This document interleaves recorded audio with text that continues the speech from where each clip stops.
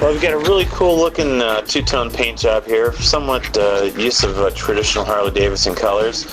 And I took some scrolly work that Diana had created in Illustrator, did some modification to it, stretched it. I had to weld a few of the objects, and then add a contour line to create the graphic that separates the two colors.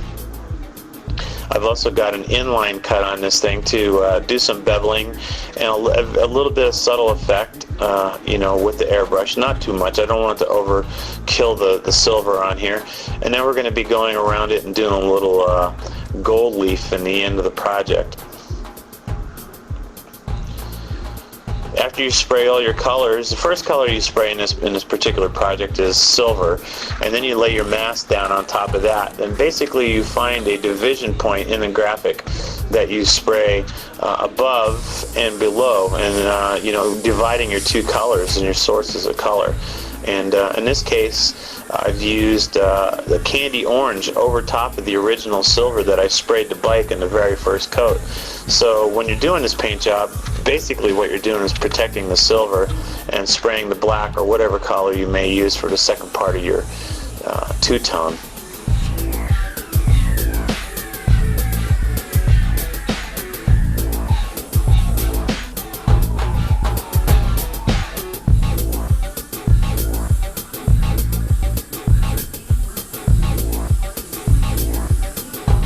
I'm going to use some loose hand shielding to help define the edges on this beveling, and then also some of the reflections off the edges of this thing as well help kind of create the effect that they all exist in the same environment.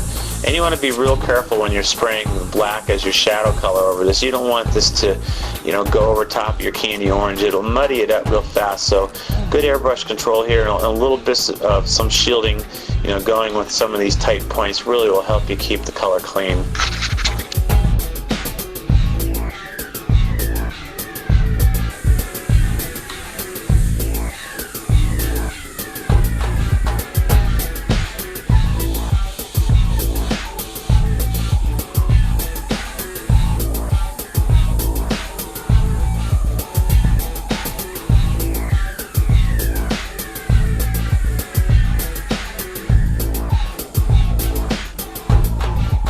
Usually when I'm doing this beveling stuff, I'll work with the, you know, the outer piece of the bevel part first. I'll go in and remove that graphic, and it would depend, you know, on a combination of colors and circumstances, but generally this is the way I will do it.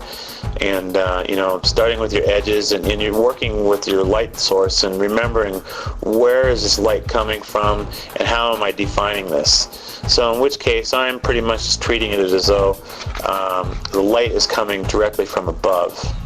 After we get our beveling done on our edge with the black, then I can remove the center portion of the mask to reveal what's left of the graphics. Now, if you wanted to, you could go in and add some graining, some cracks, some texture, and I do that quite a bit in my graphics. But in this one, I wanted to kind of keep it clean. I didn't want to make it look aged and somewhat medieval looking. I just went with just a real clean silver and just wanted to define the shape of the edges done with the beveling.